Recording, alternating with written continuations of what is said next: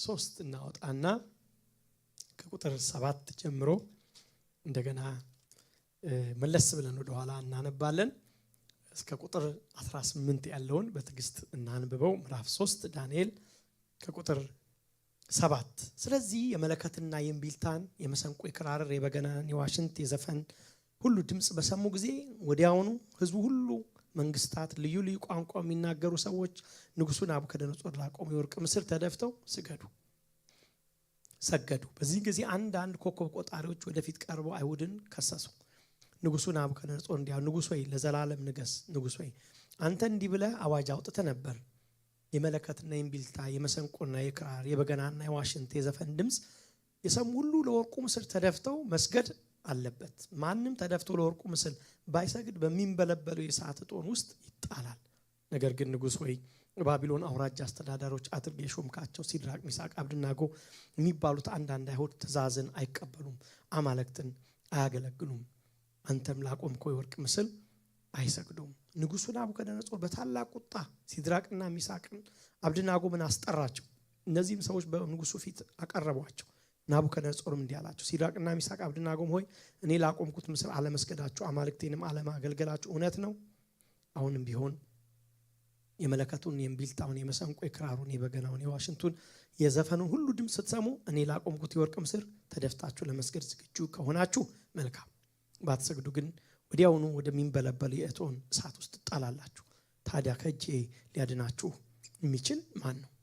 ሲድራቅና ሚሳቅ አብደናጎ ለንጉሱ እንዲህ ብለው መለሱ፣ ናቡከደነጾር ሆይ በዚህ ጉዳይ ላይ ስለ ራሳችን መልስ መስጠት አያስፈልገንም። ንጉስ ሆይ በሚንበለበለው የእቶን እሳት ውስጥ ብንጣል የምንከተለው አምላክ ሊያድነን ይችላል፣ ከእጅም ያድነናል። ነገር ግን ንጉስ ሆይ ባያድነንም እንኳ አማልክትን እንዳናገለግል ላቆምከውም የወርቅ ምስልን እንደማንሰግድ እወቅ አሉት። ምዕራፍ 1 እና ምዕራፍ 2 ምዕራፍ 1 ጀምረን ስናይ በጣም የተያዘ ታሪክ ስለሆነ የሚገርም ነው። በውርደት የጀመረ ከዛ ክብር ግራፋቸው ወደ ክብር ወጣ፣ ቦታ አገኙ፣ አገር ገዢ ሆኑ ብለን ሳንጨርስ እንደገና ደግሞ ሌላ መከራ ሲመጣባቸው ነው የምናየው። ዛሬ ከነኚህ ሰዎች ትንሽ ከቻሌንጃቸው ከመጣባቸው ቻሌንጅና በመጣባቸው መከራ ውስጥ እንዴት አድርገው ነው የጸኑት፣ እንዴት ነው የቆሙት ከሚለው የተወሰነ ሐሳቦችን እንመለከታለን ማለት ነው።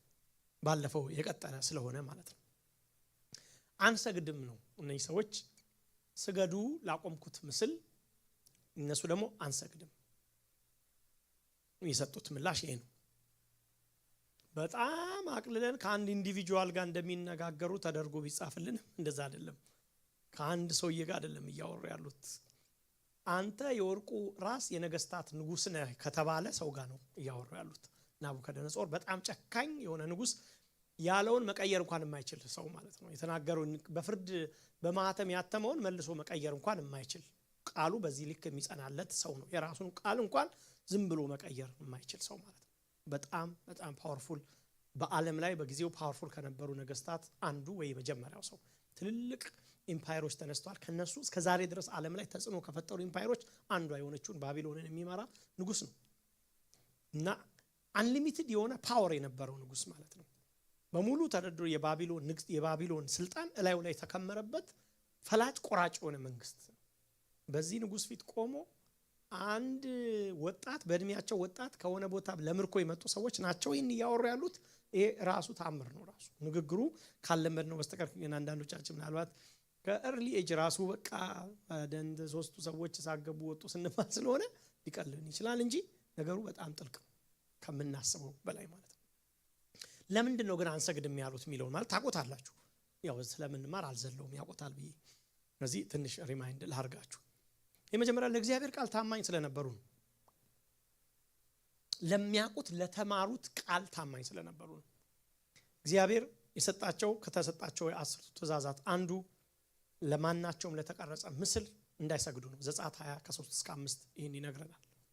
ከ10 ትእዛዛት በጣም አክብረው ከሚይዟቸው ህጋቸው በጣም ሰፊ ነው፣ ብዙ ነው። ደግሞ 600 ምናምን ህግ አላቸው።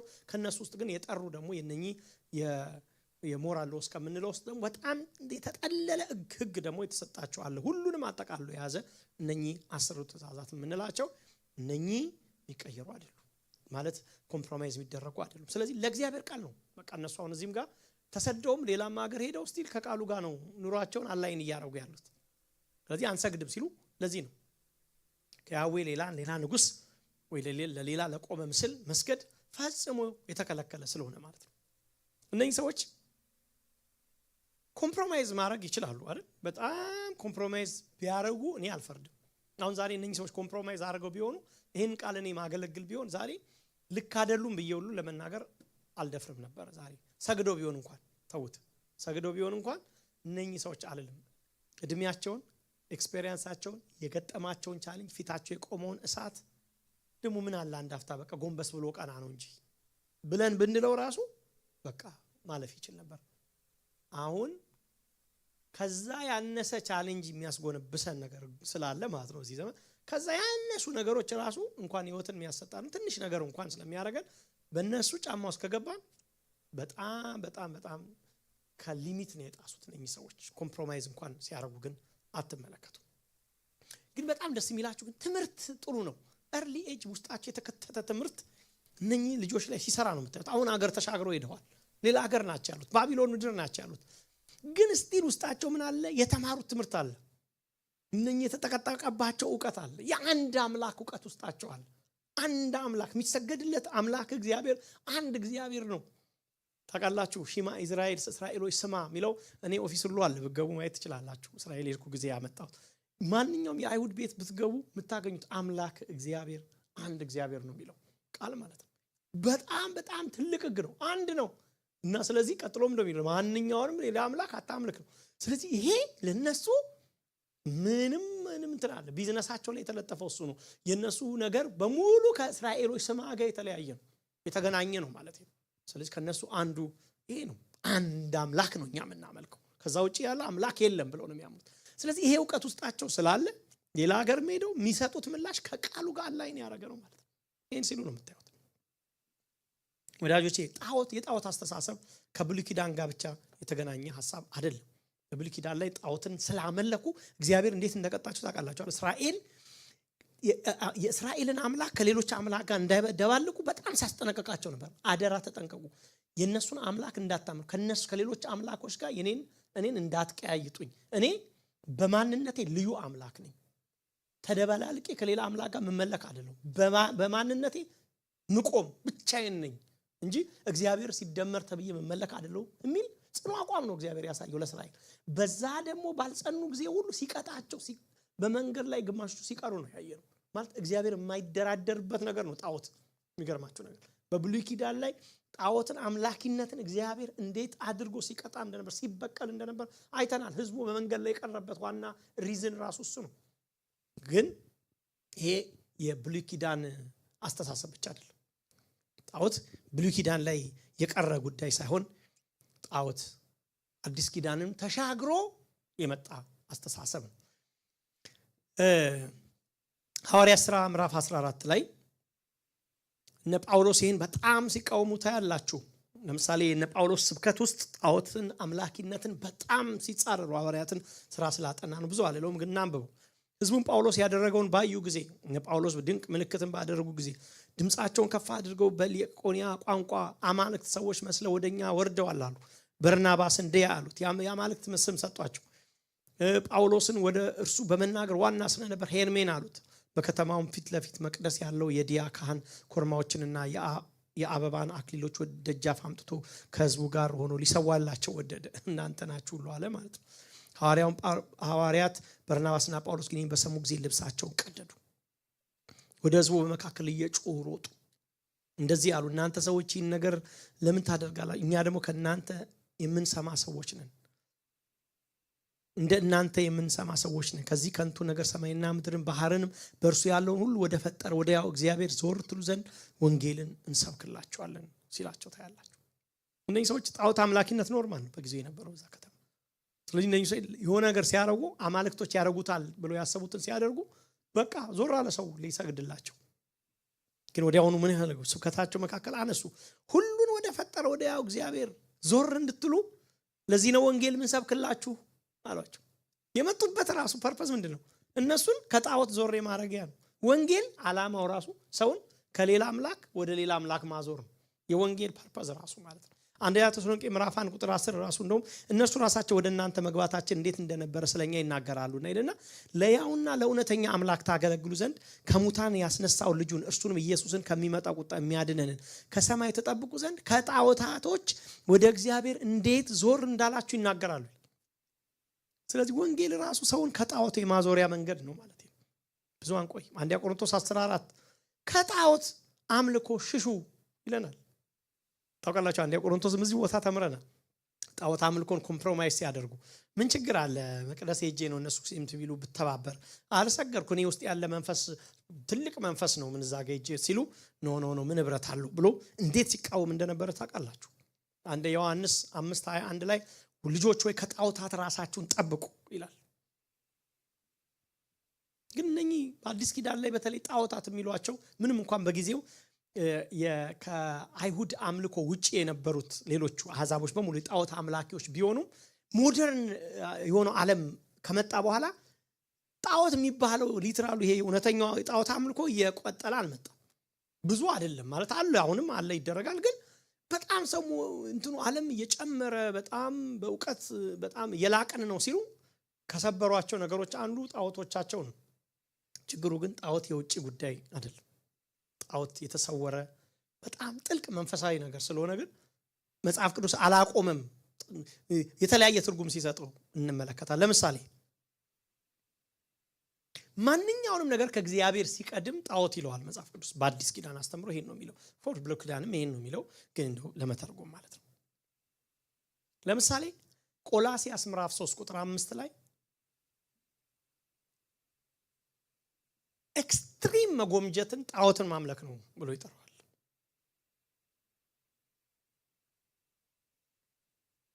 ማቴዎስ 6:24 ላይ ለእግዚአብሔርና ለገንዘብ መገዛት አትችሉ ብሎ ልክ መገዛት ማለት ነው ሴም አድርጎ ጣዖት አድርጎ ጎን ለጎን ያቀርበዋል።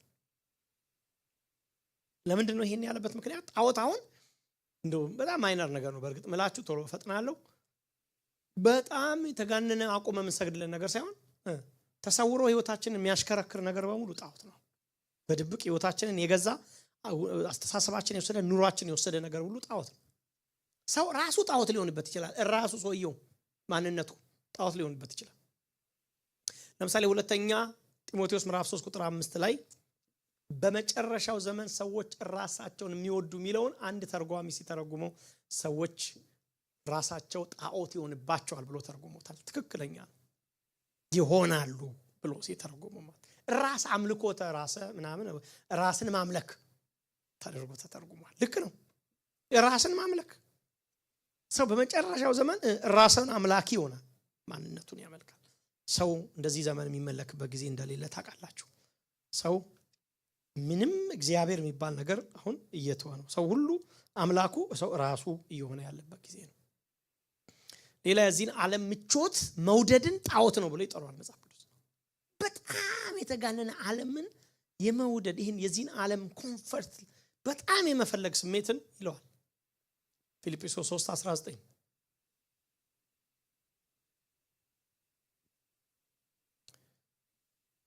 እሺ ብዙ እንትን ላይ አልገባም። ጀስት ጥቂት ሐሳብ ልስጣችሁ። እነኚህ ሰዎች ጣዖት ፊት ነው የቆሙት አይደል? ስገዱ ነው አንሰግድም ምን ያሉት። ግን ከፊት ለፊቱ የነደደ እሳት አለ። ምን አይነት እሳት እንደሆነ ምናልባት ፓወርፖይንቱ ከእንትን ካለ በኋላ አሳያችኋለሁ። ሚነድ ወላፈን እንትን ውስጥ ድስት ውስጥ እንደ መግባት ሚነድ እንትን ውስጥ ቤት ውስጥ እሳት ነዶ እሳት ሚነድበት ሙሉ ቤት ውስጥ እንደ ልክ እንጨት እንደሚማገደው ነው ሊማገዱ እየተዘጋጁ ያሉት። በጣም አስፈሪ ነገር ነው ከፊታቸው የቀረበው። ግን እነኚህ ሰዎች አንድ የሚታመኑበት ግን ነገር አለ። አንድ ኮንፊደንስ ግን ታያላችሁ እነዚህ ሰዎች ላይ። ኖርማል ማይንድ ሴት ያለው ሰው አይደሉም እነዚህ ሰዎች። ኖርማል ሰው እኮ አንዳንዱ ነገር እኮ መጽሐፍ ቅዱስ ስታጠኑ ግራ ይገባል። ማለት ሪሊ ኖርማል ሰው ናቸው አይደሉም የሚል ግን ከአንድ ጤነኛ የሆነ ወይ ጤነኛ ማለት በትክክለኛ ማይንድ ሴት ውስጥ ያለ ሰው ሊያደርግ ከሚችለው በላይ የሆነ የተጋነነ ነገር ግን እናያለን። ስለዚህ ነው አንዳንዶች የዳንኤል መጽሐፍ ብለን አንዱ መጀመሪያ ተረት ነው ካሉባቸው ነገሮች አንዱ እነኚህ ናቸው። ይሄ ዝም ብሎ ፌሪ ቴል እንትን የተናም ዝም ብሎ ጽፈውልን ቀልዳላችሁ እንዴ የሚሉ አሉ። እኛ ግን አረጋግጠናል። መጀመሪያ ነው ኢንትሮዳክሽን ላይ በጣም የሰራ ነው የዳንኤል መጽሐፍ መታመን አለበት የሚለው ላይ ጊዜ ወስጃለሁ ታስታውሱ እንደሆነ። የዳንኤል መጽሐፍ የእግዚአብሔርን ሉዓላዊነት ምን ማለት ነው የመጨረሻ በሰው ልጅ ህይወት ላይ ወሳኝ የሆነው ኢቭን በሰው ልጅ ህይወት ብቻ ሳይሆን በሰው ልጆች መንግስት ላይ የመጨረሻ ወሳኝ እግዚአብሔር መሆኑን ነው ያየነው። እያየንም እንቀጥለው እሱ ነው ባይዘው ሉዓላዊ አምላክ ስለሆነ። እነኚህ ሰዎች ግን የሚገርማችሁ የእግዚአብሔርን ሉዓላዊነት በራሳቸው ህይወት ላይ ያውቁታል። በግል ህይወታቸው ላይ እግዚአብሔር ሉዓላዊ ነው ስንል ለዓለም አይደለም፣ በዓለም ላይ ብቻ አይደለም። ሉዓላዊ ነው ስንል በመንግስት ላይ፣ ሉዓላዊ ነው ስንል በፐርሰናል ህይወታችን ላይ ሉዓላዊ ነው እግዚአብሔር። በህይወታችን ላይ በግል ህይወታችን በግል ኑሯችን ላይ እግዚአብሔር ምንድነው ሉዓላዊ ነው እግዚአብሔር። ሉዓላዊ ማለት ምን ማለት ነው?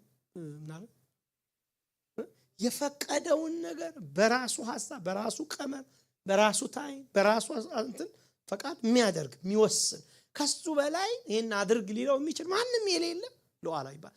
ኢሪስፖንሲብል ማለት አለ ሉዓላዊ የሚለው ቃል አይደለም፣ ግን እግዚአብሔር ኢሪስፖንሲብልም ከሆነ ግን ሉዓላዊ ነው። ለኛ ካልኩሌሽን ውስጥ ሊገባ አይገባው። ሉዓላዊ ነው ብለን መቀበል ያለብን እሱ ነው።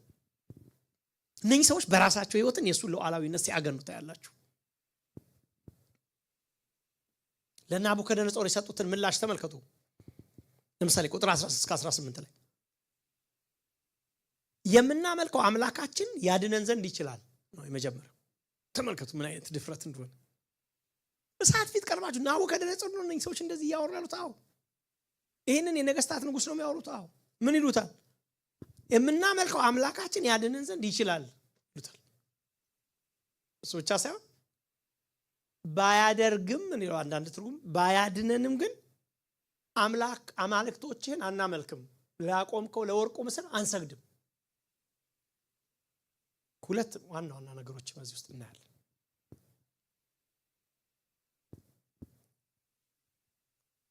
እነሱ ያሉትን ከመተርጎሜ በፊት ግን የቁጥር 13 ወደ ኋላ መለስ ብዬ የንጉሱን ብስጭት ላሳያችሁ። እነኚህ ኮከብ ቆጣሪዎች ታስተውሳላችሁ? መጀመሪያ ሊገደሉ የነበሩ ኮከብ ቆጣሪዎች፣ ባቢሎን ኮከብ ቆጣሪ አላት እና ሊገደሉ ነበር። እንደውም እስቲ ህልም ፍቱ ተብለው እግዚአብሔር እኮ በተአምራት በዳንኤል ህልም መፍታት እኮ ነው ያዳራቸው። ለጉድ የተቀመጡ ሰዎች ዛሬ ደግሞ ጭራሽ ቆሞ ይከሳሉ። ያልሰገደ አለ እያሉ ማለት ነው። እና አልሰገዱም። ሁሉም ቀጥ ብሎ ቆሟል። እነኚህ ሰዎች ግን እየሰገዱልህ አይደለም ብሎ መጡ። ቁጥር 13 ናቡከደነጾር በብስጭትና በቁጣ ነው የምታዩት። ከዛ በኋላ አልሰገደም ተባለ ማለት እኔ ላቆምኩት አለ። አሁን ይውላችሁ የቆመው ምስል ተሰገደለት አልተሰገደለት አይደለም የናቡከደነጾር ጥያቄ፣ እኔ ላቆምኩት ነው። ምክንያቱም ናቡከደነጾር ያቆመበትን ፐርፐዝ አሳይቻችኋለሁ። ናቡከደነጾር የአማልክቶቹ ጉዳይ ብቻ ሳይሆን የሱ የመንግስቱ ጉዳይ ነው፣ የፍጻሜው ጉዳይ ነው፣ የክብሩ ጉዳይ ነው። ገባችሁ? እሱ ብቻ ሳይሆን የሰሚሽንም ጉዳይ ነው፣ ፖለቲካልም ነው ብለናል ባለፈው ታስታውሱ እንደሆነ። እነዚህ ሰዎች ባለስልጣን ናቸው። ስለዚህ በዛን ጊዜ ላይ ባቢሎን ውስጥ አንድ አመጽ ተነስቶ ነበር፣ መፈንቅለ መንግስት። ስለዚህ ለዛ መፈንቅለ መንግስት ማን ነው ከኔ ጋር ማን ነው ያለው ነው የሚለውን ለማጣራትም ያቆመበት ነው። እነኚህ ደግሞ ተጠርተው የመጡ የባቢሎን ገዢዎች ናቸው፣ ቆሙ ማለት ነው። ስለዚህ በፖለቲካሊም እነኚህ ሰዎች በቃ እነኚህ ናቸው ማለት ነው፣ ተንኮለኞች፣ ነገ የሚፈነቅለው እነሱ ናቸው ሊል የሚችልበት ነገር ነው ያገኘው ሰው። በሃይማኖቱም ከሄድን ደግሞ ላቆመው መሰል እየሰገዱ አይደለም፣ አመፀኞች ናቸው። ናቡከደነጾር በብስጭትና በቁጣ ሲድራቅና ሚሳቅ አብደናጎምን አምጧቸው አለ ማለት ነው። ቁጥር 13 አመጧቸው፣ ፊቱ ቆሙ። ከዛስ ማረጋገጥ ፈለገ። እንዴ ውሸት ነው የመሰለው። ቆይ ማን አላችሁ ሳይለቀር እነኛ ሶስት ሰዎች ታስታውሳለህ? ዳንኤል ህልምን የፈታ ጊዜ ዛሬ 10 ዓመት አካባቢ የሆኑ ሶስት ሰዎች እንደውም ከኔ ጋር የመጡ ናቸው፣ እነሱን ባክህ የሆኑ የእንትን ገዥ የከተማ ገዦች አርግ ብሎ አለመነም እና ወደ ባቢሎን ላይ ሾማቸው ነበር። ታስታውሳለህ? እነሱ ናቸው አልሰግድም ያሉት አምጡ አለ። ከዛ ምን እንደጠቃሻቸው እውነት ነው። ደስ ሲል እንትኑ ታሪክ እኮ ተቀረች የ600 ቢሲ መጽሐፍ ስለምናጠና አንዳንዱ ነገር በቃ የሚገርም ለኔ ራሱ ስለሚገርም ማለት ነው። እውነት ነው ምኑ አለመስገዳችሁ እውነት ነው። አላመነም ማለት ነው። ለምን መስላችሁ ያላመነው? ማጆሪቲ ሰግዷል። አሁን የተጻፈልን ይሄ ነው መጽሐፉ የሚለን ሶስቱ ናቸው ያልሰገዱት፣ ማጆሪቲ ሰግዷል። ስለዚህ ምንድነው እውነት ነው እንዲል ያደረገው እሱ። አንዳንድ ነገር እኮ ብዙሃኑ ያላረገው ነገር ነው ጥያቄ የሚፈጥረው አይደል? ብዙሃኑ የተስማማበትን ከተስማማ ችግር የለም። ብዙሃኑ ራይት ያለውን ሮንግ ስንል እኮ ነው እውነት ነው። ግን ይሄ ነገር ጥያቄ ፈጣሪ ምን ነው? ክርስትና ደግሞ ይሄ ነው። ክርስትና የብዙሃን አምልኮ አይደለም። ታውቃላችሁ ትሩዝ እኮ የብዙ ሰዎች አይደለችም። ማነው ሉተር ነው ዓለም አንተን ተቃውማለች ያሉት ማነው? ዓለም ሁሉ አንተን ተቃውመዋል አሉት ማለት ነው። ሉተርን ሲሉት እኔም ዓለምን ተቃውሚያታለሁ ብሏል። ሁሉም ዓለም አጌንስት ዩ ነው ትክክል አይደለም እያለ ነው ሲለው ነው እንዴ ያለ። አዎ እኔም ተቃውሚያቻለሁ ዓለምን ተቃውሚያታለሁ ብሏል። አዎ ዓለም ሁሉ አጌንስት ቢሆን ብቻችንን መቃወም እንችላለን፣ ሁሉንም ተሰብስቦ ማለት ነው። ይሄ ነው መቆም ማለት ይሄ ነው። እምነት አሳያቸዋለሁ። ቀጥሎ ግን እምነትን ባህሪውን ሁሉ አሳያቸዋል። ከዚህ ውስጥ የሚገርም እውነት ነው ብሎ ጠይቃቸው ናቡከደነጾር ምን አይነት ባህሪ እንዳለው ላሳያችሁ ነው። ጥናት ስለሆነ አለፍ ልበል እንደዛ ብዬ። ቁጥር 11 ላይ ብስጭት ነው የምታዩበት። ቁጥር 13 አነበብኩላችኋል። አሁን ተበሳጨ ተቆጣ ነው የሚለው። ቁጥር 11 በዚያን ጊዜ ናቡከደነጾር በሲድራቅ በሚሳቅ በአብደናጎ ላይ ቁጣ ሞላበት፣ የፊቱ መልክ ተለወጠባቸው ይላል። ይሄ እኮ እናንተ ባቢሎንን የሚያስተዳድር አገር ገዢ ሰው እኮ ነው።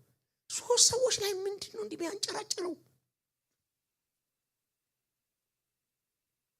ነገስታት ኢንሰኪውርድ ናቸው ታውቃላችሁ። ማለት አንዳንድ ጊዜ ሰዎች ከፍ ሲሉ ትንንሽ ነገር ማይረብሻቸው ነው የሚመስለን። ግን ከሃማ ማየት እንችላለን። ሃማ አይታችሁታል?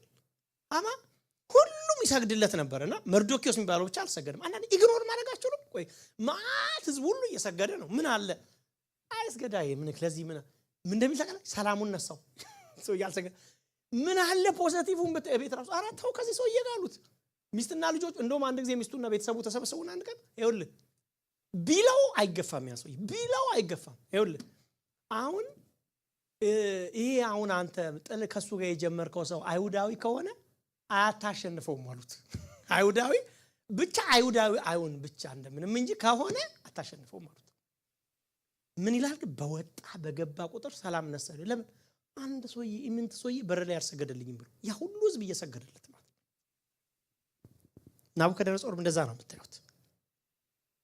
አገር የሚገዛ ሰው ነው ናቡከደነጾር። ግን የራሱን ኢጎ እና ቁጣ እንኳን መግዛት የማይችል ማለት አይገርማችሁ? ቁጥር ምሳሌ 16:32 ትዕግስተኛ ሰው ከኃያል ሰው ይሻላል፣ መንፈሱም ላይ የሚገዛ ከተማ ከሚገዛ ይበልጣል።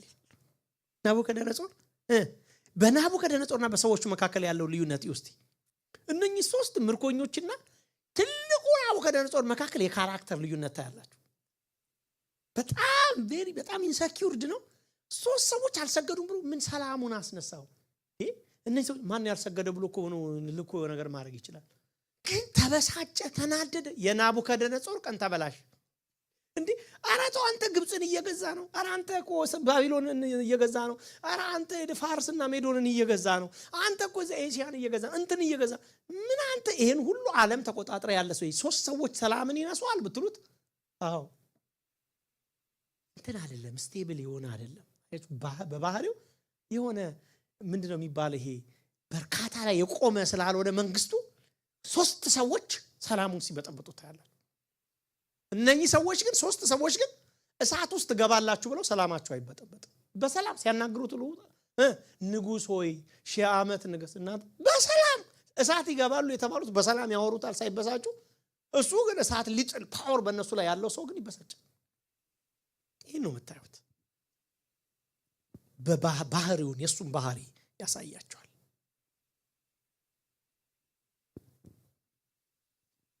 መልሳቸው ይገርማል። ቁጥር 16 ላይ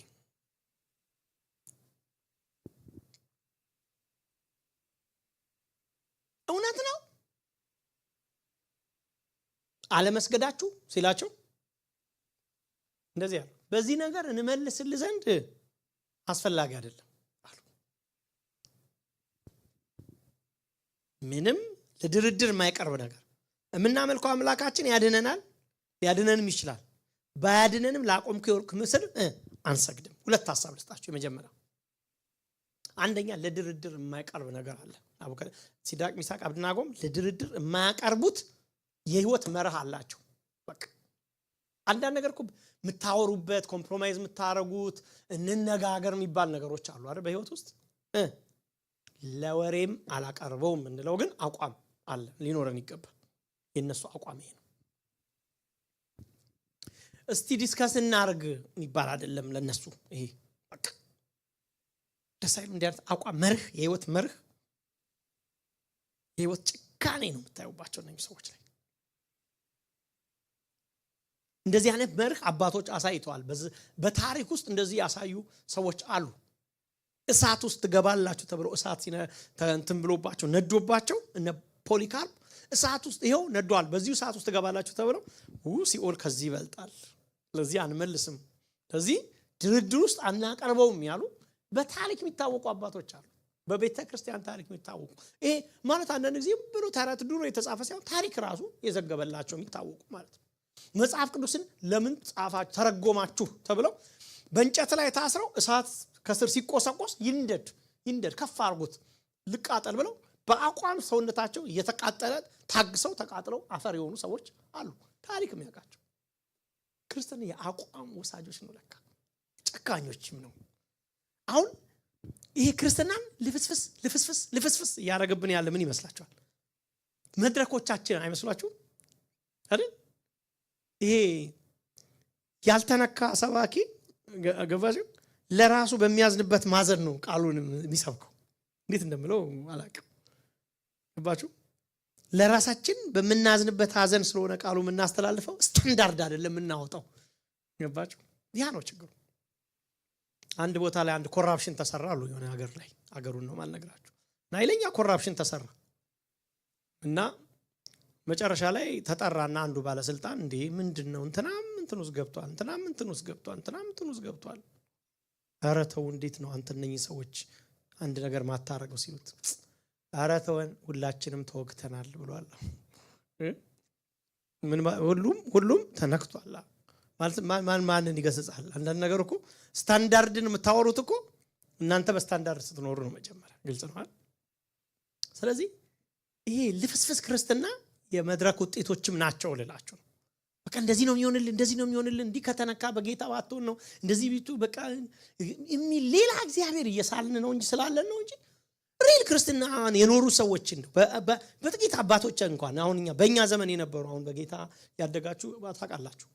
ምን ዘመን እንኳን ወደ ኋላ ስትመለሱ በጣም ጨካሽ ነበሩ። እስር ቤት ይገባሉ፣ ይደበደባሉ፣ ይወገራሉ። እኔ ልንገራችሁ በታሪክ የሚታወቅ ሰው ምንም ስለሚታወቅ ነው እኔ ኦንላይን እንደሚተላለፍ አውቃለሁ። ልጁን ገለውበት ከተቀበረበት አውጥተው እሱ ለአገልግሎት ሄደው ልጁን የገደሉበትን ልጅ ከተቀበረበት አውጥተው ገበያ ላይ ሰቀሉበት ሰው አለ።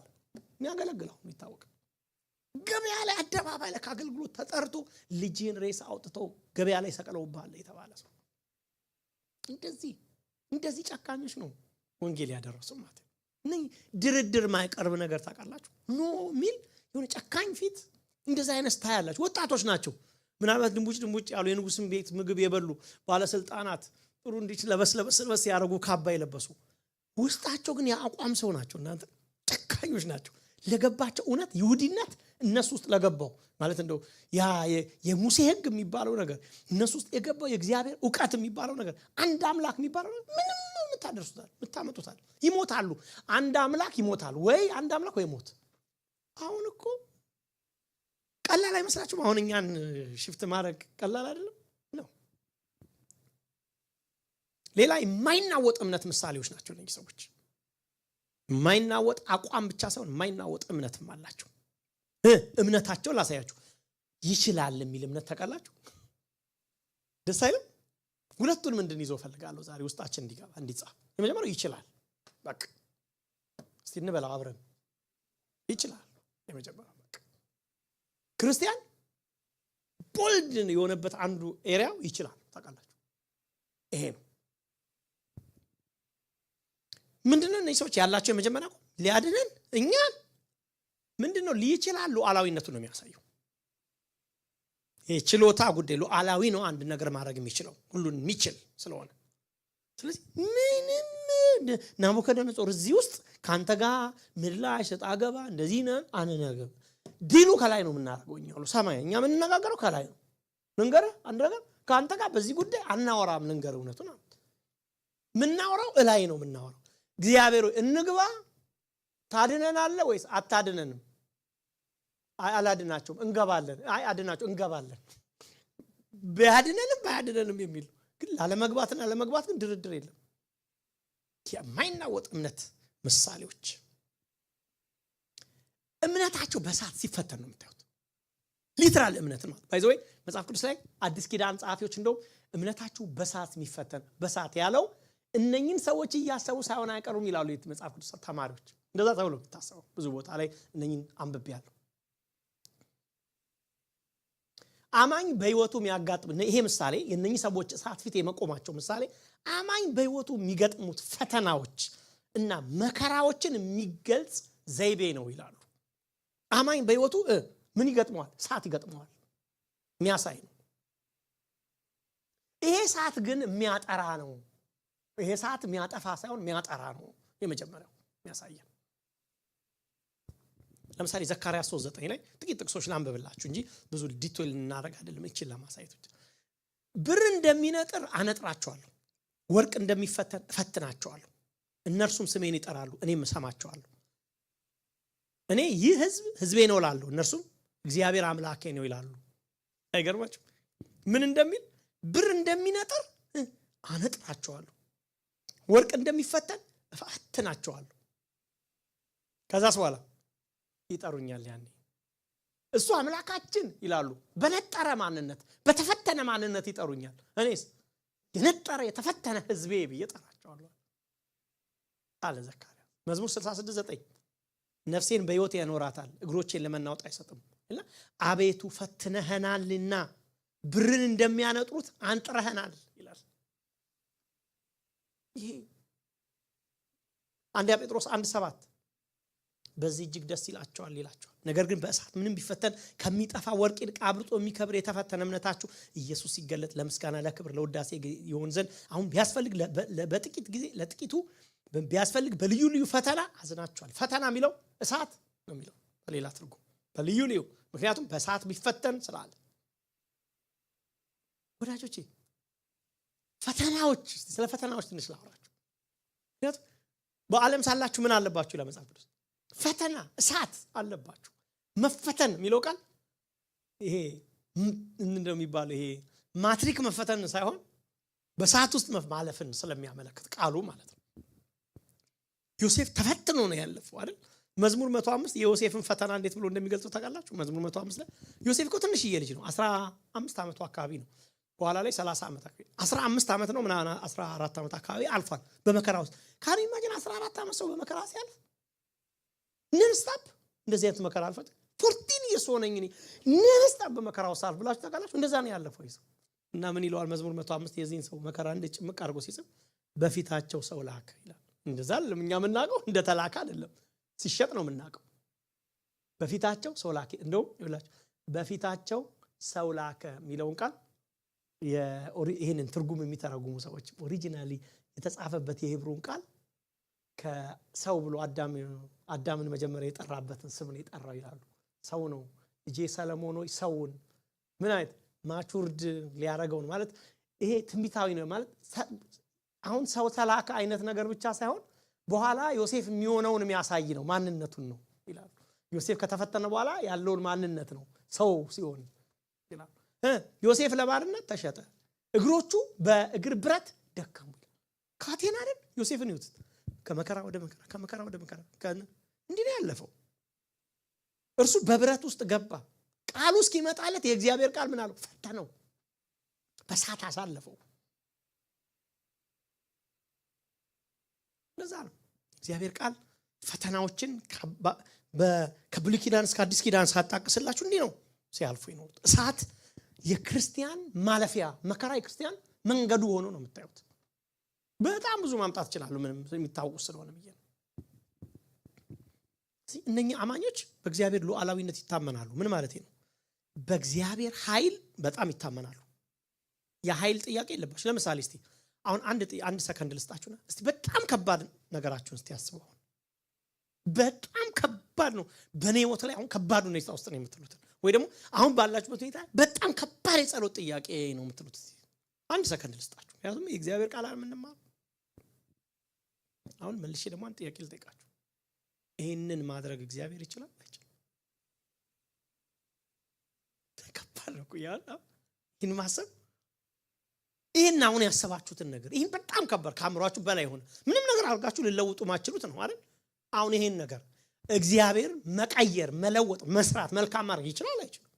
እነዚህ ሰዎች የገቡት ጥያቄ ነው። እኛ ለሰርቫይቫል አይደለም ያው አሁን ምንላት ሰርቫይቫልን የተመለከተ አይደለም። እነኚህ ግን የሰርቫይቫል ነው። ሁለተኛ እዛው ጋር የገጠመ ነው። ይሄ ለነገ ሳይሆን እዚህ ጋር አሁን ዛሬ መጣ የተነደደ እሳት በሰከንድ ውስጥ ቀጥሎ ሊሆን ያለ ነገር ይችላል። አንድ ጊዜ ጴጥሮስ አንድ ጊዜ ታስታውሳላችሁ አርሊንግተን ትንሿ ከፈለጣችሁ ሆነን አንድ ቃል አካፍዬ ነበር ካረሳችሁ ወይድ ቢኖር ያስታውሰን ነበር። እና ይችላል የምትል ነች። እና ጴጥሮስ ምን አለው? አንድ ጊዜ ጌታ ኢየሱስ ክርስቶስ መንገድ ላይ እየሄደ ለጴጥሮስ ምን አሉት? ጌታችሁ ታክስ አይከፍልም እንዴ አሉት። ጌታ የመቅደስ ታክስ አለ የሚከፈልና ለጌታችሁ የእናንተ መምህራችሁ ደግሞ ታክስ አይከፍልም አሉ። ይከፍላል አላችሁ። መንገድ ላይ እኮ ነው የሚላቸው። አግኝተውት እኮ ነው እነኚህ ፈሪሳውያን ምና ታክስ አይከፍልም የመቅደስ ሲሉት ይከፍላል አላቸው። እና እያሰላሰለ ሄደ። እና ልክ ሲደርስ ቤት ሲደርስ ኢየሱስ ቤት ውስጥ ነበረ መሰለኝ ያነበሩበት ቦታ። ጴጥሮስ አለ መንገድ ላይ እኮ ነው እሱ ይችላል ይከፍላል ብሎ የመጣው። ጴጥሮስ አለ አቤት አለ ይከፍላል ብለህ መጣ አለንድሩ ነው ይከፍላል። አይ ቲንክ ባዶ ሳይሆኑ አይቀሩም በጊዜው ሰዎች የለም መሰለኝ። እንደሌለ ደግሞ ማስረጃ ሰጣቸዋለሁ። ከዛ እና ይከፍላል ብለህ መጣ። አዎ በል እንግዲህ ሂድና አሳጥምድ ስታወጣው አሳውን አፉን ክፈተው። ስከፍተው ኮይን ውስጥ ታገኛለህ።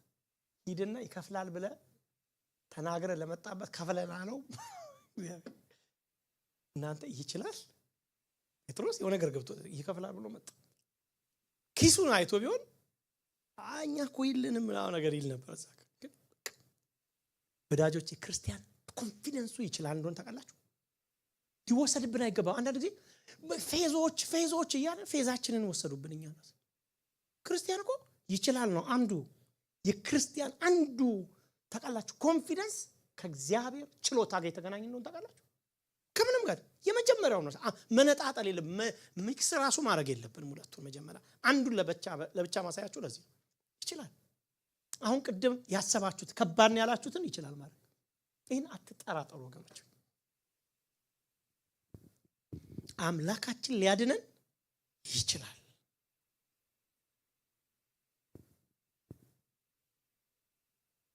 አሉና ቀጥሎ ግን ሌላ ነገር ደግሞ አነሱ አብሮ ሉዓላዊነቱን ነው አይደለ? መጀመሪያ ያነሱት የእግዚአብሔር ምን ሉዓላዊነት ምን ይችላል ሲሆን ቀጥሎ ደግሞ ሌላ ነገር አነሱ። ባያድነንስ ነው። በቃ ብዙ ስብከቶች ይችን ይዘላታል ይተሰለላለች። ቅድም ያልኳት ባያድነንስ አንድ ነገር አይከብድም። ይሄንን ብዘሉ ደስ አይላችሁ? አንድ ነገር የእግዚአብሔር ችሎታ ብቻ ቢሰበክ ደስ አይልም? የእግዚአብሔር እንትን ይችላል እንትን ይችላል እንዴት ማድረግ ይችላል ሉዓላዊ አምላክ። ኦፍ ኮርስ ይሄን ነገርማ ከህይወታችን ይችላል ከተወሰደ ተዘርፈናል። ወዳጆች ባዶ ነን። እንዳታዘርፉ ከህይወታችን ማዘረፍ የሌለብን የእግዚአብሔርን ችሎታ ጥርጥር እዚህ ውስጥ መግባት የለበትም። እግዚአብሔር ይችላል ለምን እሱ የተወሰደብን ቀን ርብትብትብት በእውነቴ ነው ማለት ሰይጣን በትንሿ በመጣ ልቁም እየመጣ በቃ እንድናላዝን ነው የሚያደርገው። እዚህ ውስጥ አማኝ ሊኖረው የሚገባው ነገር እንገራችሁ ይችላል እያለን እንቀበር ይሻለናል። ምክንያቱም እንደዛ ስላደረጉ ብዙዎች አባቶቻችን በመጽሐፍ ቅዱስ ላይ የነበራቸው ይችላል እያሉ ወደ መቃብር ይዱሉ አሉ። ልንገራችሁ እሱ ነው የሚሻለን የመጀመሪያ። ግን እሱም ብቻ ላይ በጣም ከምንንጠለጠል ግን ደግሞ አንዱን ሳይድ ባያድነንስ አሉ ማለት አቋም የእምነት ውሳኔ። ይሄ ደግሞ ቅድሙ ሉዓላዊነቱን ነው የሚያሳየው። ይሄ ደግሞ ምንድነው? ፈቃዱን ነው የሚያሳየው።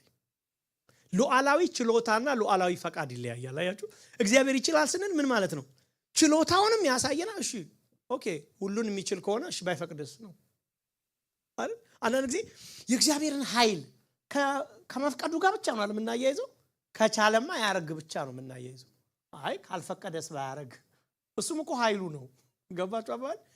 ለእግዚአብሔር ቶታል ሰሚሽን ማለት ችሎታውን እንደሚያረጋ አምነን ሰሚት ማድረግ ሳይሆን አላደርግም ከልክያ ያለው ሲልም ሰሚት ማድረግ ማለት ነው።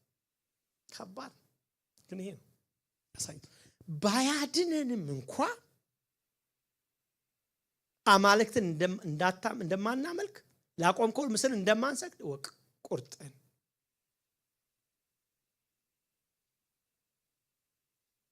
ይሄ ነው አማኝ። ባይ ዘ ወይ ምን የዕብራውያንን መጽሐፍ ጥናት ታውቃላችሁ? አጥንታችሁታል። በእኛም በቸርች አይደል ብዙ አጥንተነዋል። ዕብራውያን 11 የተጠቀሱ አማኞች ሁለት ሳይድ የተሳለው ሰይፍ ውጤቶች ናቸው ተብሎ ነው የሚታሰበው። ምን ማለት ነው?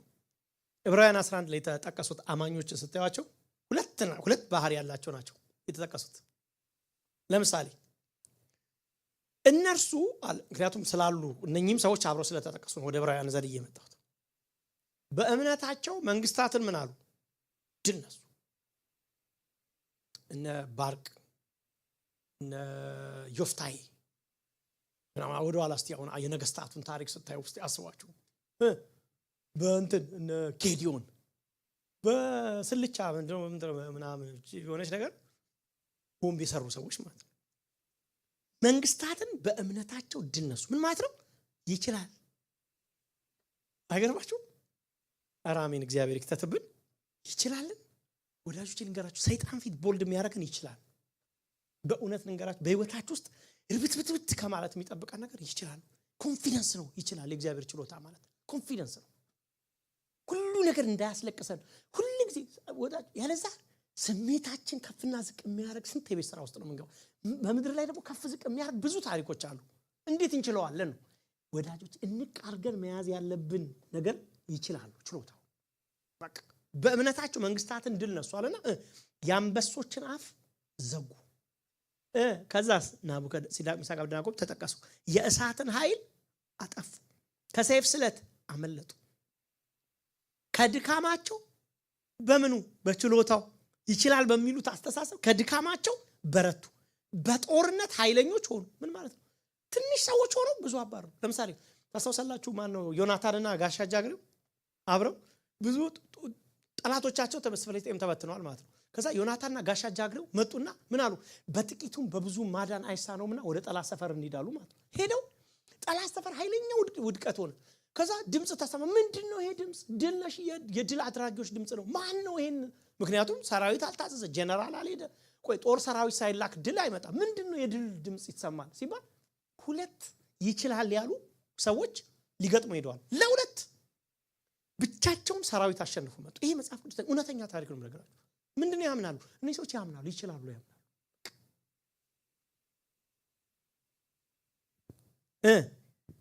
የባዕድ ጭፍሮችን አባረሩ። ሴቶችስ አለ። ምክንያቱም ወንዶቹ የምትባቸው ወንዶች ናቸው ነገስታቶቹ ምናምን። ሴቶች ሙታናቸውን በትንሳኤ ተቀበሉ። ሱናማይቷ አይደል ትዛትላቸው ሞታል ተባለች። በቃ ከሞተ ምንድነው መቅበር ነው የተለመደው። ይሄ ነው። ሬሳ ይዞ ይችላል እንዴት ይባላል? ወዳጆች ታውቃላችሁ፣ በታሪክ ውስጥ ሬሳ ይዞ ይችላል ብለው ሬሳ ያስነሱ ሰዎች አውቃለሁ። እኔ ንገር ፓስተር ቢኒ የሚነግራችሁ ሪሊ ታሪክ የሚያውቀው ራሱ ታሪክ አለ። የሚያውቀው ሰው ከሞት ተነስቶ አሁን እያገለገለ ያለ ሰው አለ የሚያውቀው። ክሊኒካሊ ዲሄድ ምናምን የምትሉት ማለት ነው። የዝም ብሎ ድንገት ሞተ ተብሎ የተከነውበት ድንገት የተነሳ አይደለም። የእውነት የሞተ ማለት ችሎታ ጥርጥራለን እንዴ? እኔ ማለት ስለደበዘዘ ምናልባት ስለደበዘዘ ነገሮች እየደበዘዙ ስለመጡ ከሆነ አንዳንድ የሚሽነሪዎችን መስማት ይችላል። አንድ የሚሽን ትሬኒንግ ላይ እጂ ደነገጡ። እነዚህ ሰዎች የሚያወሩት የነ ጳውሎስን ዘመን ነው የሚያወሩት። ሪላፕን እያደረገ ነው የምትሉት። ባህር ወንዝ እንትን ነበረ። ወንዙን አቋረጥ ነው ወንዙን ጸልየን ዝናብ ኃይለኛ ሊዘንብ ነበር ጌታ ሆይ ዛሬ ዝናቡን አቁማል ኃይለኛ ዝናብ አስቆምንና ወንጌል ሰበከ እንዲህ ነው የሚያወራቸው እኛ ግን ምንለው ኢንተሌክቱ ግን ገና የለም በንጹህ እቺን በትንሽ በሚያቋት ቃል ማለት ነው እግዚአብሔር ይሰራል አስፈላጊ በሆነ ቦታ እግዚአብሔር ስራ በጣም እየሰራ ነው ያለው እኛ ስለማይገባ ነው አንዳንዴ እግዚአብሔር ልብ ባለበት ኤሪያ ላይ ስንሄድ እቺ ሴት ተቀበለች ሰላም ነው አለ ሰላም ነው ሄደችን አንተ አይደል የሰጠኝ ደፋር አንተ አይደል የሰጠኝ መልስ ልጄ ተቀበለች ሞታ ነው ይዛው ወደ ቤቱ ሄደ ልጇ ሌሎች እኮ ብዙ ያስከበሩ ሰዎች እኮ አሉ ብለው እቺ ግን ይችላል አለ ግዴላችሁ በእውነት ይሄን ልንገራችሁ ማለት እኔም እናንተ ነው እኔ ራሴንም ለማኝ ስለሆንኩ ራሴንም እግዚአብሔር መቻል አንጠራጣር ቅድም ዛ ፋውንዴሽን ክላስ እየተማር ነበር ስለ መንፈስ ቅዱስ ስራ እየተማር አረመቼ ነው የምንሳሳተው እያልኳችሁ ነበር የሞተ ሰው ላይ ጭነን ሞክረን እንሳሳት ይሻለናል ማለት ስለ ወንጌል ከሆነ ይሻላል እኮ ይችላል ብለን ተወራርደን ምንሰት ይሻላል ብንሳሳት ይሻላል ገባችሁ አንዳንዴ ምንም በቃ ከእግዚአብሔር ችሎታ ጋር ምንም ያልተነካካ ምን ህይወት ከሚኖረን ተቀበሉ ከዛስ ሁለተኛዎቹ ሰዎች ደግሞ ያመጣልናል መልሶ አያችሁ እግዚአብሔር ምንን ያድነናል ናቸው ነኝ ቀጥሎ ደግሞ ምታዩታል በጣም ይገርም ሁለተኛው ሳይድ ሌሎቹ ይላል ደግሞ እዚህ ጋር መዳንን ሳይቀበሉ እኛው ይለፈኝ ብሏል አንዱ ይለፈኝ ብሏል የሚያልፍ አይደለም መዳንን ሳይቀበሉ ግን ምን እንደሚል ታውቃላችሁ የሚበልጠው ትንሳኤ እስቲችን ቃል ላስብል ብዙ አይደለም እንዴ አይደለም ግን ልልመድበት የሚበልጠው ትንሳኤ በሉ እስቲ አሁን እኛ የሚመስለን ምንድነው እነዚህ ሰዎች ተበሉ ብለን ነው አልመናሰው መዳንን ሳይቀበሉ ስለሚል ተበሉ ማለት ነው አይደለም የሚበልጠውን ትንሳኤ እንዲያገኙ እስከ ሞት ድረስ ተደበደቡ ይላል እግዚአብሔር አብሯቸው ነበር ተደበደቡ በእውነት ራሱ እኮ አይገጥም እግዚአብሔርም ነበር ተደበደቡ እንደውም አንድ ወንድም ሲሰብክ እስጢፋኖስ ሲደበደብ ኢየሱስ ቆሞ አስደበደቡ ብሏል ማለት ነበራ ማለት አናኔ እግዚአብሔር ስላልነበረ ነው የተደበደበው እንዳለ አብም ቀኝ ኢየሱስ ክርስቶስን በአብ ቀኝ ቆም አያዋለው ካየው አይደለም እንዴ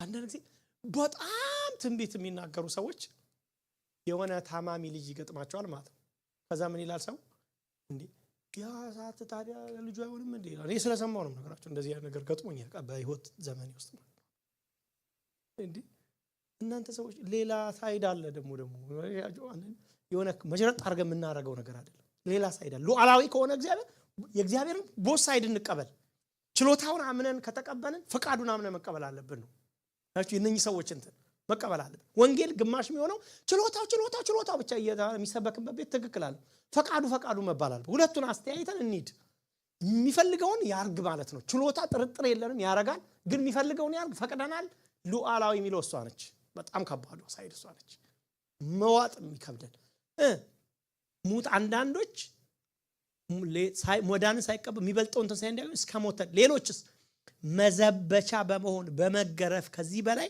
በስራት በወኒ ተፈተኑ ቅድም እንዳልኳችሁ በድንጋይ ተወግረው ሞቱ እንዴ እኔ አሁን እቺን ቃል እኔ ባላነበው ደስ ይለኛል ሞቱ ሚለው ተነሱ ላይ ነው እኔ ደስ የሚለኝ አሁን ባነብ ተፈተኑ በመጋዝ ተሰነጠቁ በሰይፍ ተገድለው ሞቱ ሁሉን ይያጡ መከራ እየተቀበሉ እየተጨነቁ የበግና የፍየል ሌጦ ለብሰው ዞሩ አሁን ያው መስለ ምንድነው በቃ ነኝ ተበሉ ማለት የተሸወዱ አይደለም ምንድነው የሚያሳየን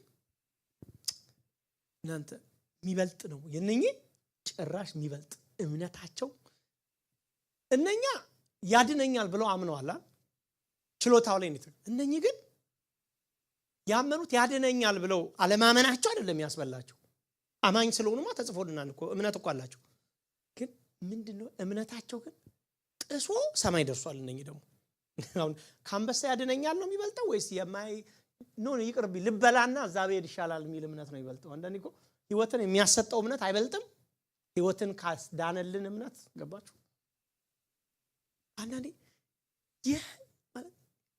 ያጣን ሲመስለን የበለጠ መዳን ያገኘን ያለ ነው አንዳንዴ መከራ ያገኘን በመከራ ውስጥ ያለፈ ሲመስለን ፒዩሪፋይድ ይሆን ነው የበለጠ እየጠራን ነው እግዚአብሔር መንፈሳዊ አርገኝ ላልነው ነገር መልስ እየሰጠን ያለ ነው እኛው መንፈሳዊ መሆን ምናሰው ምንድነው የሆነ ሰው እጅ ጭኖ ልጄ ሆይ ከዚህ በኋላ ሲል የሆነ ውድቅ ምናምን ብለን አይደለም እሱ አይደለም መከራ ሲያልፍ በላያችን ላይ ሲያልፍ በእሳት ስንፈተን ተንጨርጨረን ስንወጣ ስናልፍ ቆሻሻችን ወድቋል፣ እኛ ግን ወጥተናል። እንደዛ ነው። እንደውም መከራ የሚለውን የሂብሩ ቃል አንድ ሰው የተረጎመው ዱላ አድርጎ ነው የተረጎመው። ትክክለኛው ትርጉም ይሄ ነው ብሎ እና መከራ ይሄ ዱላ ታውቃላችሁ ሰፌድ ላይ አድርገው ይወቁ ነበር ድሮ ይባላል፣ ወይ ደግሞ ሜዳ ላይ አድርገው ሾጥ ያደርጋሉ። እንትኑን ምንድነው በእኛም ሀገር እንደዚህ አይታችሁ ከሆነ አላውቅም። ጥቂት እንትን ይዙና ይመቱታል። ሾጥ ያርጉት ረጅም ዱላ ሲመቱ እሷ መከራ ብለው ነው የሚጠሯት። እንዴ የመከራን ትርጉም ከሱ ዱላ ጋር የተገናኘ ነው። ስንዴውን ሲቀጠቅጠው ቀጠቀጠው፣ ስንዴውን ጨፈለቀው ነው የሚመስለው። ግን መጨረሻ ኡፍ ሲለው ከስንዴ የተራገፉት ገለባዎች ይዘሉ ይወጣሉ፣ ስንዴው ግን ይቀራል። በጣም ይገርማችሁ። በመከራ ያለፉን ሰዎች እዋቸው፣ ጠጋ ብላችሁ እዋቸው። ተበላ ነው። እኛ እኮ አይሉ ጠጋ ብላችሁ እዋቸው። ካራክተራቸው የተሰራ ነው። በእግዚአብሔር ላይ ያላቸው ኮንፊደንስ በጣም ነው። እኛን የሚያስደነግጥና ያስደነግጣቸው። እኛ ትንሽ ነክቶን ስንል እነሱ ትልቅ ነክቷቸው ተረጋግተው ነው የሚኖሩት። በጣም ይጸልያሉ። በጣም ከእግዚአብሔር መንፈስ ጋር የመናበብ መንፈስ እና ማልመንትኑ እኮ ነው ራሱ እሳቱ። ስለዚህ ማቹሪቲ የመከራ ውጤት አይመስለንም። እኛ ማቹሪቲ መስለን የመማር ውጤት ነው አይደል? አይደለም። አሁን ምሳሌ እንገራችሁ። በሐዘን ማለፍ መጽናናትን ይሰጣል። ምንም አታውቁትም። እኔ በሐዘን አልፌ ያውቃለሁ ማለት ከባድ ሐዘን እኔ አልፌ ያውቃለሁ። አንዴ ብቻ ሰው ሁለቴ። በሐዘን ማለፍ ምን ማለት እንደሆነ ያላለፈ ሰው ሊያወራኝ አይገባም። እውነቱን ነው ነገራችሁ። ይሄን ማንንም ካላለፈ አይንገር ይለን። ያላለፈ ሰው ሊያወራ አይችልም። ልክ ስታርፉ ሐዘን ምንድነው የሚለው ማወቅ ይቻላል። ሰው ከወጣችሁ በኋላ ደግሞ ኮንፊደንስ ጌን ታረጋ። ምን ማለት ነው? ስለ ዓለም ራሱ ያላችሁ አመለካከት ይቀየራል። ስለ ዓለምን የምናይበት ፐርስፔክቲቭ ራሱ ይቀየራል። ከዛ ላይ የሆነ ነገር ቢሞትብኝ እያልኩ እኔ አሁን አልጨነቅም። አሳይቶኛል ሞቱብኝ ማለት ዓለምን ምንም እንደማታመጣ እንድትደፍሯት በቃ ምን ታመጫሽ ከዚህ በላይ እንድትሉ ቦልድ የሚያደርጋል ያለፍንበት እሳት ነው። ያልተነካ ምንም ያልነካው ሰው ሰይጣን በምን እንደሚገልጽ ታውቃለህ? በስጋት ዋት ኢፍ እያለ አልተነካ ምንም ስላልነካው ፔኑን አያውቅማ። እና ይኸውላችሁ እንደዛ አይደለም መኖር ያለብን፣ እንደዛ እንድንኖር አይደለም ማለት እኔ አሁን በኢየሱስም እኔ አየር ላይ ቆላውት ምናምን እንዳትሉ እንደዛ ይባላል። እንዳይበቅል አየር ላይ መታወት ምናምን ይሄ ስብከት ነው፣ እውነተኛ ስብከት ነው። በቃ ይሄ ማለት አሁን ይሄን ስላልኩኝ የሆነ ነገር ውስጥ አትገቡም። አይዟችሁ ስለዚህ ስለሰበኩ የሆነ ነገር አይመጣም። አይዟችሁ የሆነ ምናምን አይመጣም ማለት አይደለም። ይሄ ወንጌላችን ነው ልላችሁ። አያችሁ አንድ ሰባኪ ሰብክ ምንድነው እሁድ የሰበክ ነው ሰኞ እሁድ የሰበክ ነው ስብከት ለሰኞ ካልጠቀመ ምን ይጠቅማል? አንዳንድ እኮ ቤታችሁ ሄዳችሁ ፌስ የምታረጉትን እናንተ እያወቃችሁ እኔ እዚህ ጋር ሌላ ነገር ባወራ ምን ይጠቅማል? ፌስ የምናረግበትን ነገር ግን ብንነጋገር አይሻልም? መፍትሄው እኮ እሱ። ወዳጆች እግዚአብሔር ምን ይላል? በሳይድ የሚያሳዩት ተጨነቁ፣ ተሰቃዩ፣ ሌጦ ለብሶ ዞሩ፣ ዓለም አልተገባችሁም፣ ተንከራተቱ አለ። ጥቅሙ ምንድነው? ራሳቸውን አልጨርስ። መጀመሪያ ላይ የአንበሳን አፍ የዘጉት የእሳትን ኃይል ያጠፉት በጦርነት ኃይለኞች የሆኑት ከሰይፍ ስለት ያመለጡት የእግዚአብሔርን ኃይል ነው ዲስፕሌይ የሚያደርጉት ያሳያሉ። ኃይሉን ዋው የነሱ አምላክ አዳይ ነው የሚባሉት እነኛስ ነው። አንበሳ በላቸው ተብሎ እግዚአብሔር ይከብራል እንዴ? አይከብርም እኮ። እሳቱ በላቸው ተብሎ ምን ይከብራል እግዚአብሔር? አዳናቸው አላዳናቸው? እሳቱ በላቸው። አዎ አንበሳውስ በላቸው። ታዲያ ምን እንገራችሁ ምን እንደሆነ? እነዚህ ሰዎች ሲቆሙ አንበሳው እንዲበላቸው ሲያረጉ በውሳኔ ነው አንበሳው ይበላቸው። እንዳይበላቸው ሌላ መውጫ በር ነበራቸው። አምላክን ትተዋላችሁ አትተውም? አንተውም ብለው። ስለዚህ ሰው ሲያይ ምን ይላል? ኦኬ እነዚህ ሰዎች በምርጫቸው ከሆነ እየተበሉ ያሉት፣ ስለዚህ ምን አይነት ክቡር አምላክ ቢያመልኩ ነው ይህንን ክቡር ህይወታቸውን ያስበሉለት? ምን አይነት ክቡር አምላክ ቢሆን ነው ይባላል ማለት ነው። ስለዚህ ሰው ወዶ በመከራ ውስጥ እያለፈ በሚበላ ነገር ውስጥ እያለፈ እምነቱን ሲጠብቅ፣ ህይወቱን ሲጠብቅ፣ ቅድስናውን ሲጠብቅ፣ ፈሪሃ እግዚአብሔሩን ሲጠብቅ ምን እያለ ነው? የሚገባው አለ፣ የኔ መሰዋዕት የሚገባው ክቡር አለ እያለ ነው ማለት ነው። ስለዚህ መዳኑ ጥቅሙ ለኛ ነው። አለ መትረፉ ግን ጥቅሙ የእግዚአብሔርን ክብር ነው የሚያጎላው። ግልጽ ሆነላችኋል ብለው ነው። ድገመው ይላል የለም ከባድ ነው። ገብቷል አልገባንም? ራሱ እዚህ ጋር 3 ደቂቃ ልጨርስ። እነዚህ ሰዎች ያድነናል። የመጀመሪያው ያድነናል ወገኖች። እኛው ሁሉ እኮ የመዳን ውጤቶች ነን። ባያድነን ኖሮ እኮ እስካሁን ድረስ ብዙ ነገር በልቶን ነበር። አድነን እኮ እዚህ ድረስ ያድነናል እኮ ምንም ጥያቄ የለውም። ይሄው አለፍን ብዙ ነገር ስላዳነኝ አለ ቆሜ ማወር ሁላችንም። ግን አንድ ጥያቄ ይብልምናል ባያድነን ሉዓላዊ ነው። ሉዓላዊነትን ማመን ማለት ዳንኤልን ስንማር ምን ቢገባብን ነው የምወደው እንዲህ እንደ ስሪንጅ ውስጣችን ቢገባ ቆይ እግዚአብሔር አንዳንድ በህይወታችን ያልፈቀዳቸውን ነገሮች ኖቢል ካን ዊ አግሪ በቃ እኔ አሁን እዚህ ላይ እስቲ ንቁምና እናወራ። ኤልያስ አልሰጥህም፣ ኤልያስ አልፈቅድልህም፣ ይሄን ነገር ትቼዋለሁ ኤልያስ ቢለኝ እኔ ቆሜ ቀጥዬ እሱን የማገልገል አቅም አለኝ ወይስ አይ አንዱ ሰባኪ ሲሰብክ ሰምቼዋለሁ አንድ ከልት የሆነ አስተማሪ ታመህ ካልፈወሰ ርበህ ታልበላ ካላበላ አዝነህ ካላጽናና ይሄ እግዚአብሔር ምን እግዚአብሔር ነው ያለ ሰው ገጥሞኛ ቀል ሊትራሊ እዚህ ከተማ ተው እንጂ እንዴ ወንድሜ ብዬ ነው የወጣሁት። እነዚህ እግዚአብሔርን ይሄን ካላደረገ ምኑ እግዚአብሔር ነው? ስለዚህ እግዚአብሔር እኛ ነን ማስራት መቅረጽ ያለብን የሚያድነን እግዚአብሔርን መስራት አለብን። እሱ ደግሞ ጣዖት ነው ማለት አለቀ። እሺ እዚህ ጋር እንጨርስ። እነዚህ ሰዎች ንጉሥ ሆይ አቋም ሶስት ነገሮች አሳየቻቸዋለሁ። የመጀመሪያ የእምነት አቋም አንሰግድ አንደራደር የመጀመሪያ። ሁለተኛ በእግዚአብሔር ላይ ያላቸውን የማዳኑን ችሎታ አለመጠራጠር ይችላል። ይሄ በጣም ያስፈልጋል በክርስትናችን። ሶስተኛ ግን የእግዚአብሔርን ፈቃድ ባያድነን እሱ የፈቀደው በህይወቴ ይሁን ማለት በጣም አስፈላጊ።